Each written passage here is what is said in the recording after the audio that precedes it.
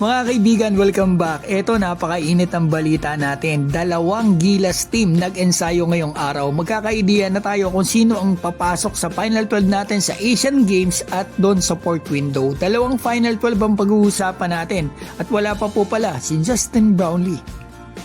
5 days na lamang po ay port window na mga kaibigan, at ang latest news natin, eto medyo nakakabahala, etong si Justin Brownlee. Kasi wala pa rin po siya sa Gilas practice ngayong araw. Sana dumating na po talaga siya kasi medyo mahaba yung flight from US at sana healthy siya and condition, unlike nung nakaraang window.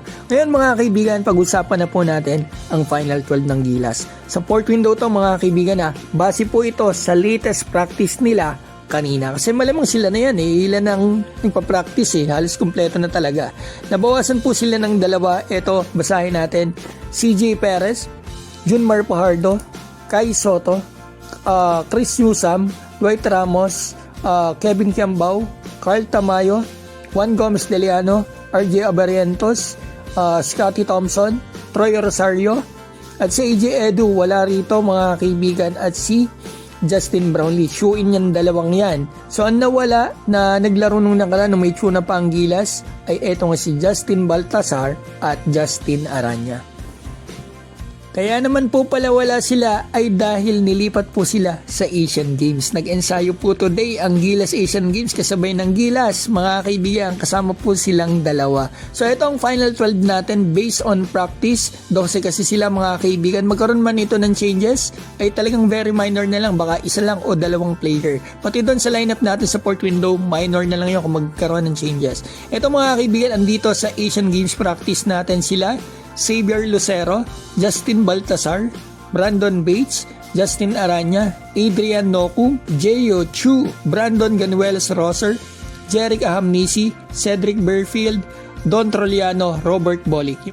11 na po yan mga kaibigan, at may isa pa dito na parang player. Hindi ko sigurado kung stop pa yan o player. Medyo malabo po kasi. At tandaan natin, may isa po tayo para dito nga sa naturalize. Si Justin Brownlee na nga po yan mga kaibigan para sa ating Asian Games next month. So masasabi ko po dito ay masarap tong panoorin kasi ikaw ba naman mapapanood mo magkakasama. Etong si Bolick, Noku, Berfield.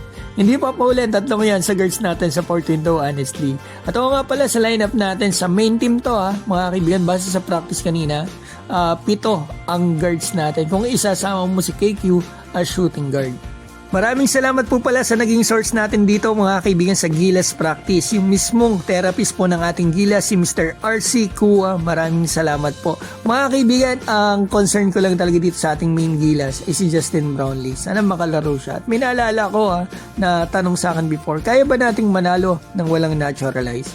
Mga kaibigan, para sa akin honestly, kaya naman po nating manalo. Basta nandiyan si Kai Soto syempre. At para sa akin, ibabad si KQ. Pero iba pa din po talaga ang lakas ng team kapag merong naturalize. Lalo na magaling yung naturalize mo like Brownlee. GOAT yan mga kaibigan Huwag lang injured.